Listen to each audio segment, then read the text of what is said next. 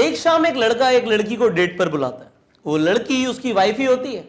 लड़के का ऑफिस शहर के एक तरफ होता है और लड़की का ऑफिस शहर के एक तरफ होता है। वो डिसाइड करते हैं कि हम बिल्कुल मिड पॉइंट पे मिलेंगे, एक बहुत अच्छा सा रेस्टोरेंट है और हम शाम को 7 बजे, टाइम फिक्स हो गया कि 7 बजे हम डेट पे मिलेंगे। लड़का एग्जैक्ट 7 बजे उस रेस्टोरेंट पे पहुंच जाता है। उसे लगता है कि आज मैं लेट तो नहीं हो गया, और जब वो वहां पे बैठता है वो एक बहुत सुंदर सी टेबल बुक करता है। वहां पे वो कैंडल लाइट डिनर अरेंज करता है, बिल्कुल रोमांटिक बना देता है माहौल को। वेटर्स को बोलता है आते ही याद रखना सरप्राइज देना है। अब वो 1 घंटा पूरा हो जाता है, घड़ी में देखता है कि 1 घंटा निकल गया, बट उसकी वाइफ वहां पे पहुंची नहीं है। वो वाइफ को मैसेज करता है, थोड़ा सा गुस्सा आ रहा होता है पर कहता है चलो आज तो डेट है तो हो सकता है वो भी कोई सरप्राइज प्लान कर रही हो, वो सोचता है ऐसा। तो जब 1 घंटा हो जाता है मैसेज करता है कि कहां पर हो तुम। उसकी वाइफ का मैसेज आता है ऑफिस। अब जैसे ही वो देखता है ऑफिस, उसे गुस्सा आ जाता है कि मैंने इतना कुछ प्लान किया और वो अभी तक नहीं पहुंची। वो 5 मिनट रुक के थोड़ा सा गुस्से को शांत करके फोन करता है वाइफ को, अरे कहां हो तुम। वो कहती है जस्ट अभी ऑफिस से बाहर निकली हूं जानू, ऑफिस में बहुत ज्यादा काम था और फाइनली मैं अब निकल पाई हूं। मेरा प्रमोशन की बात थी, एक प्रोजेक्ट था उसे फिनिश करना था, बस मैं निकल गई हूं, आ रही हूं तुम्हारे पास। अब आते आते जब ऑफिस का टाइम होता है 8 बजे का टाइम, को पता है कि ऑफिस से जब लोग निकलते हैं तो जाम हो जाता है। अब वो लड़की जाम में फंस जाती है और पहुंचते पहुंचते उस लड़की को 10 बज जाते हैं। अब 10 बजे जब वो वहां पे पहुंचती है, उसका जो हस्बैंड है ऑलरेडी बस वो रेस्टोरेंट से बाहर ही निकल रहा होता है।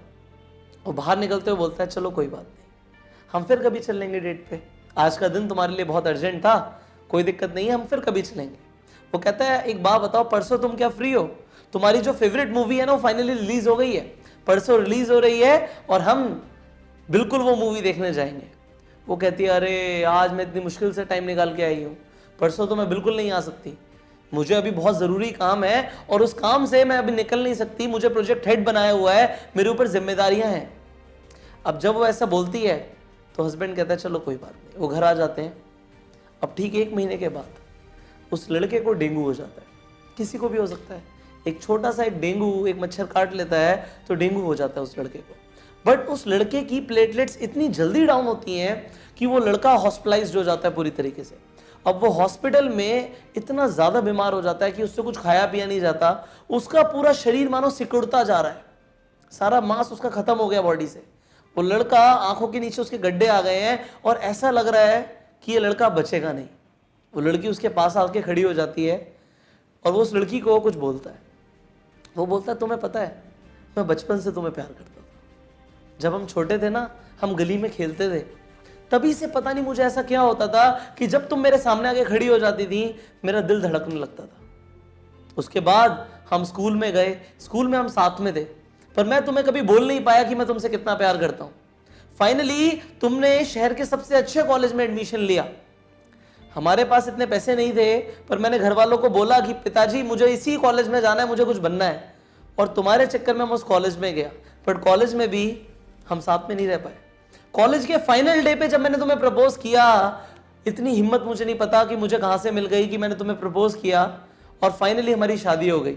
बट शादी के बाद भी तुम इतनी बिजी थी कि तुम मुझे टाइम ही नहीं दे पाई। ये किताब है जो मैंने अपने हाथ से लिखी है, ये तुम्हारे लिए है आज।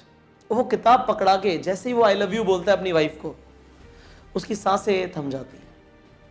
वो लड़का क्योंकि इतना बीमार पड़ गया था, उसकी मौत हो जाती है। अब जब वो लड़की उस किताब को खोलती है जो उस लड़के ने खुद लिखी होती है, तो वो देखते ही उस लड़की की आंखों में आंसू आ जाते हैं, वो आंसुओं को रोक नहीं पाती।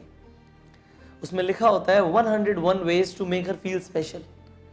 101 ऐसे तरीके कि उस लड़की को वो स्पेशल फील कराए। उस लड़के ने प्लानिंग करी होती है 101 तरीके से मैं इस लड़की को स्पेशल फील कराऊंगा, और उसमें सबसे पहला जो होता है वो डेट होती है जिस डेट पे वो लड़की लेट हो जाती है। अब उस लड़की को अफसोस होता है कि जो लड़का मुझे इतना ज्यादा प्यार करता था मैं उसे कभी जिंदगी में टाइम ही नहीं दे पाई।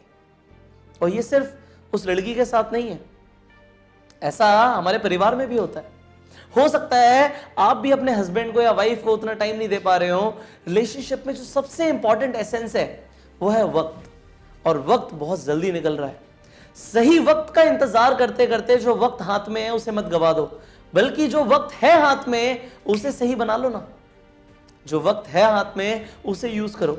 आई से आप अगर मेरे फेसबुक पे जाओगे तो मैं लिखता हूं romancing with life. Romancing with life means I enjoy my life, because मुझे पता है मेरे पास वक्त लिमिटेड है, आप सबके पास भी वक्त लिमिटेड है, इसे एंजॉय करो ना। और जो लोग आपके साथ हैं उन्हें स्पेशल फील कराओ, वो 101 तरीके ढूंढो कि लोगों को स्पेशल फील कराओ, पता नहीं कि वक्त मिले या ना मिले। आप ये लोगों के अंदर ये जागरूकता लाओ कि लोग उस वक्त को ना गंवाएं। तो इस वीडियो को शेयर कीजिए कि लोगों को स्पेशल फील कराना शुरू करें, रिलेशनशिप्स को बहुत सुंदर बना दें। अगर आप पहली बार आए हैं इस चैनल पे तो सब्सक्राइब कीजिए और नोटिफिकेशन बेल पे जरूर क्लिक कीजिए कि वीडियोस मिस ना हो आपसे। मैं आपसे मिलूंगा अगली वीडियो में। Till that time,